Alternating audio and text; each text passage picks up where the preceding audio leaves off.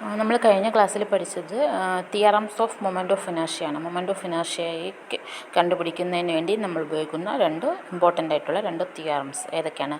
Parallel axis theorem, അതുപോലെ തന്നെ perpendicular axis theorem. അപ്പോൾ ഈ രണ്ട് തിയറംസ് ഉപയോഗിച്ച് നമുക്ക് ഏതെങ്കിലും ഒരു ഗിവൺ ബോഡിയുടെ moment of inertia about particular axis നമുക്ക് എളുപ്പത്തിൽ കണ്ടുപിടിക്കാൻ കഴിയും. അപ്പോൾ ഇനി നമ്മൾ അടുത്ത് പഠിക്കാൻ പോകുന്നത് എന്താണ്?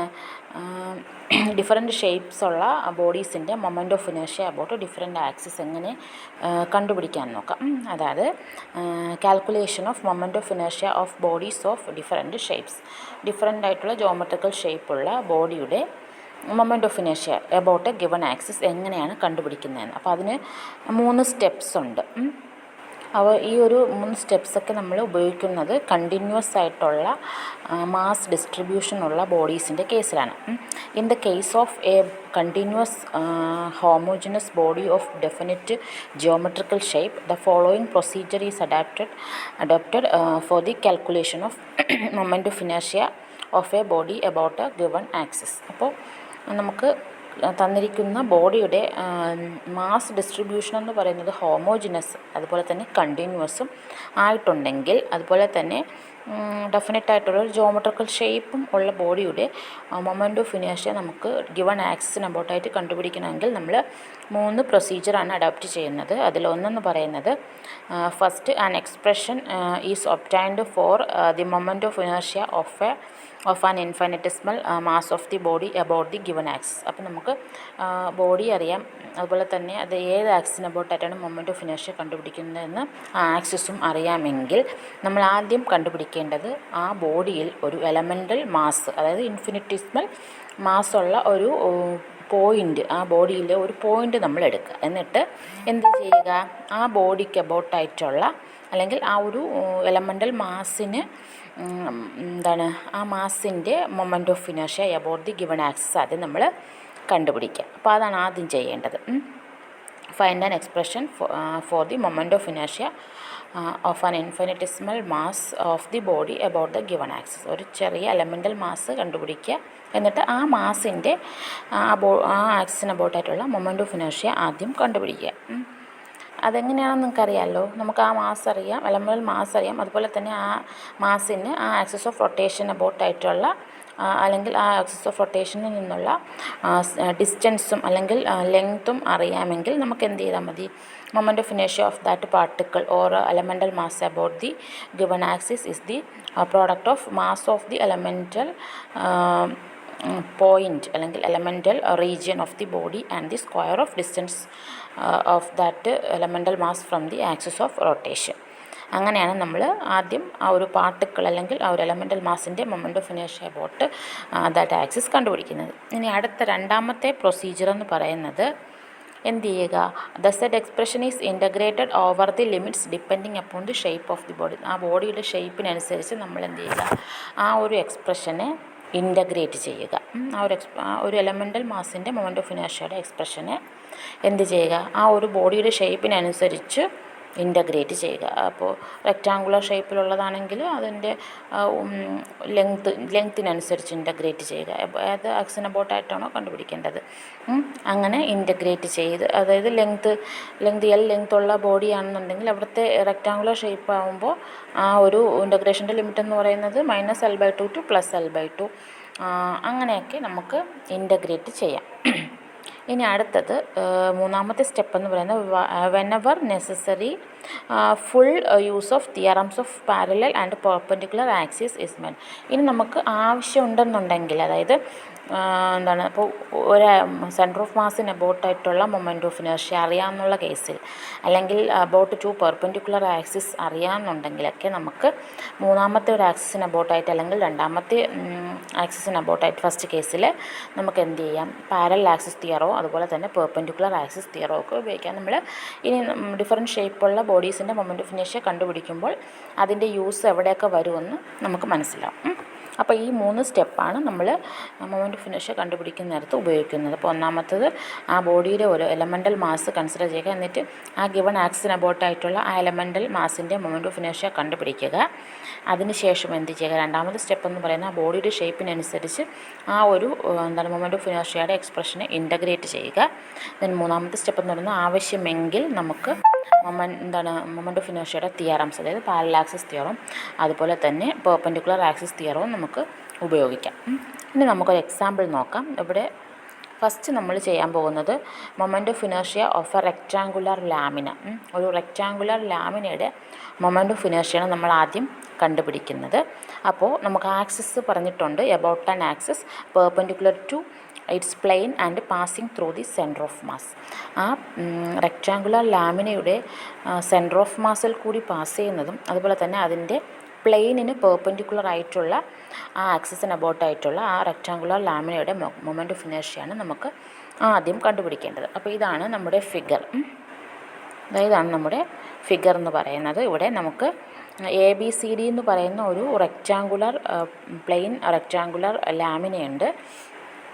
അപ്പോൾ ആ റെക്റ്റാങ്കുലർ ലാമിനയുടെ സെൻറ്റർ ഓഫ് മാസ് എന്ന് പറയുന്നത് C ആണ്. അപ്പോൾ ആ C എന്ന് പറയുന്ന സെൻറ്റർ ഓഫ് മാസിൽ കൂടി പാസ് ചെയ്യുന്നതും അതുപോലെ തന്നെ ഈ ലാമിനയുടെ പ്ലെയിനിന് പെർപെൻഡിക്കുലർ ആയിട്ടുള്ള, അതായത് നമ്മുടെ ഈ പേപ്പറിൻ്റെ ഈ ടെക്സ്റ്റിലെ പേപ്പറിൻ്റെ പ്ലെയിനിന് പെർപെൻഡിക്കുലർ ആയിട്ടുള്ള ആക്സിസിന് എബൌട്ടായിട്ടുള്ള മൊമെൻ്റ് ഓഫ് ഇനേർഷ്യയാണ് നമുക്ക് കണ്ടുപിടിക്കേണ്ടത്. അപ്പോൾ എങ്ങനെ കണ്ടുപിടിക്കാമെന്ന് നോക്കാം. ABCD is a rectangular lamina of side L and B. അതായത് അതിൻ്റെ ലെങ്ത്ത് L-ഉം, സൈഡ് എന്ന് പറയുമ്പോൾ തന്നിരിക്കുന്നത് ലെങ്ത്ത് L-ഉം അതുപോലെ തന്നെ ബ്രെഡ്ത്ത് B-യുമായിട്ടുള്ള ഒരു റെക്റ്റാങ്കുലർ ലാമിന കൺസിഡർ ചെയ്യുക. Let sigma be the mass per unit area so that the total mass M is given by M is equal to LB into sigma. അപ്പോൾ ആ ഒരു റെക്റ്റാങ്കുലർ ലാമിനയുടെ മാസ് പെർ യൂണിറ്റ് ഏരിയ എന്ന് പറയുന്നത് സിഗ്മയാണ്. Mass per unit area സിഗ്മയാണ്. അതുപോലെ തന്നെ അതിൻ്റെ ടോട്ടൽ മാസ് എന്ന് പറയുന്നത് നമുക്കറിയാം, മാസ് പെർ യൂണിറ്റ് ഏരിയ അറിയാം, അതുപോലെ തന്നെ ലെങ്ത്തും ബ്രെഡ്ത്തും അറിയാമെങ്കിൽ എന്ത് ചെയ്താൽ മതി, അതിൻ്റെ ടോട്ടൽ ഏരിയയെ മാസ് പെർ യൂണിറ്റ് ഏരിയ കൊണ്ട് മൾട്ടിപ്ലൈ ചെയ്യുമ്പോൾ നമുക്ക് ആ ഒരു റെക്റ്റാങ്കുലർ ലാമിനയുടെ മാസ് M കിട്ടും. Capital M, mass of the rectangular lamina capital M is equal to area into mass per unit area, that is LB into sigma എന്നുള്ളതാണ് ആ ഒരു റെക്റ്റാങ്കുലർ ലാമിനയുടെ ടോട്ടൽ മാസ് എന്ന് പറയുന്നത്. ഇനി നമ്മൾ 2 ആക്സിസ് കൺസിഡർ ചെയ്യും. അതിൽ ഒന്നാമത്തെ ആക്സിസ് എന്ന് പറയുന്നത് y ആണ്. അപ്പോൾ y be an axis parallel to the side AD and passing through the centre of mass. അപ്പോൾ നമ്മുടെ ആ ഒരു ലാമിനയുടെ AB എന്ന് പറയുന്ന സൈഡ്, ആ റെക്റ്റാങ്കുലർ ലാമിനയുടെ AB എന്ന് പറയുന്ന സൈഡിന് പാരലായിട്ടുള്ളതും അതുപോലെ തന്നെ സെൻറ്റർ ഓഫ് മാസിൽ കൂടി പാസ് ചെയ്ത് പോകുന്നതുമായ ഒരു ആക്സിസാണ് എന്തെന്ന് പറയുന്നത്, y എന്ന് പറയുന്നത്. അപ്പോൾ നമുക്ക് ആ ഒരു റെക്റ്റാങ്കുലർ ലാമിനയുടെ moment of inertia about the axis y ആദ്യം കണ്ടുപിടിക്കാം. അപ്പോൾ y അബൌട്ടായിട്ടുള്ള ആ റെക്റ്റാങ്കുലർ ലാമിനയുടെ മൊമെൻ്റ് ഓഫ് ഇനേർഷ്യ കണ്ടുപിടിക്കുന്നത് എങ്ങനെയാണെന്ന് നോക്കാം. അപ്പോൾ അതിന് വേണ്ടിയിട്ട് നമ്മൾ എന്ത് ചെയ്യും, നേരത്തെ ആ പ്രൊസീജിയറിൽ പറഞ്ഞതുപോലെ തന്നെ ഒരു എലമെൻ്റൽ മാസാണ് ആദ്യം കൺസിഡർ ചെയ്യുന്നത്. അപ്പോൾ ഇവിടെ നമുക്ക് മാസ് അറിഞ്ഞുകൂടാ, എന്ത് ചെയ്യണം, മാസ് പെർ യൂണിറ്റ് ഏരിയയെ അറിയാവോ. അപ്പോൾ ഒരു എലമെൻ്റൽ ഏരിയ നമുക്ക് കൺസിഡർ ചെയ്യാം. അപ്പോൾ consider A small strip of width dx at A distance x from the axis. ആ y ആക്സിസിൽ നിന്നും x ഡിസ്റ്റൻസ് അകലെ ഉള്ള ഒരു എന്ത് കൺസിഡർ ചെയ്യുക, ഒരു എലമെൻ്റൽ സ്ട്രിപ്പ് dx കൺസിഡർ ചെയ്യുക. dx എന്ന് പറയുന്ന ഒരു എലമെൻ്റൽ സ്ട്രിപ്പ് കൺസിഡർ ചെയ്യുക about at a distance x from axis y and also parallel to it. അതുപോലെ തന്നെ ആ എലമെൻ്റൽ സ്ട്രിപ്പ് എന്ന് പറയുന്നത് y പാരലും ആണ്. ഇതാണ് നമ്മുടെ എലമെൻ്റൽ സ്ട്രിപ്പ് എന്ന് പറയുന്നത്. ഇത് എന്താ കറുപ്പിച്ച് വെച്ചിരിക്കുന്ന ആ ഒരു റീജിയനാണ് ആ എലമെൻ്റൽ സ്ട്രിപ്പ് എന്ന് പറയുന്നത്. അപ്പോൾ ആ എലമെൻ്റൽ സ്ട്രിപ്പിൻ്റെ മാസ് നമുക്ക് ആദ്യം കണ്ടുപിടിക്കണം. അതിന് വേണ്ടിയിട്ട് അതിൻ്റെ ഏരിയ കണ്ടുപിടിക്കണം. അപ്പോൾ ആ എലമെൻ്റൽ സ്ട്രിപ്പിൻ്റെ ഏരിയ എന്ന് പറയുന്നത് അതിൻ്റെ ബ്രെഡ്ത്ത് B ആണ്, അതുപോലെ തന്നെ അതിൻ്റെ വിഡ്ത്ത് എന്ന് പറയുന്നത് dx ആയതുകൊണ്ട് ആ സ്ട്രിപ്പിൻ്റെ ഏരിയ എന്ന് പറയുന്നത് BDX ആണ്. അപ്പോൾ BDX ആണ് ഏരിയ എങ്കിൽ ആ എലമെൻ്റൽ സ്ട്രിപ്പിൻ്റെ മാസ് എന്ന് പറയുന്നത് എത്രയായിരിക്കും, BDX into sigma. Mass per unit area into area of that strip, അതാണ് അതിൻ്റെ മാസ് എന്ന് പറയുന്നത്. അപ്പോൾ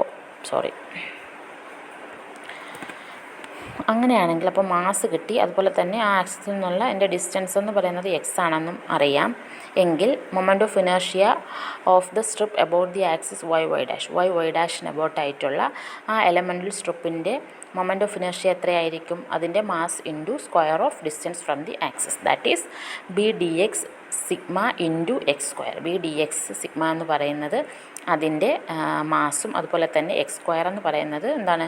ആ സെപ്പറേഷൻ്റെ സ്ക്വയർ, ആക്സിസിൽ നിന്നും ആ എലമെൻ്റൽ സ്ട്രിപ്പിൻ്റെ സെപ്പറേഷൻ്റെ സ്ക്വയറാണ് എക്സ് സ്ക്വയർ. ദാറ്റ് ഈസ് നമുക്ക് എങ്ങനെ എഴുതാം? B sigma x square d x. അപ്പോൾ അതാണ് ആ എലമെൻ്റൽ സ്ട്രിപ്പിൻ്റെ moment of inertia about y dash axis.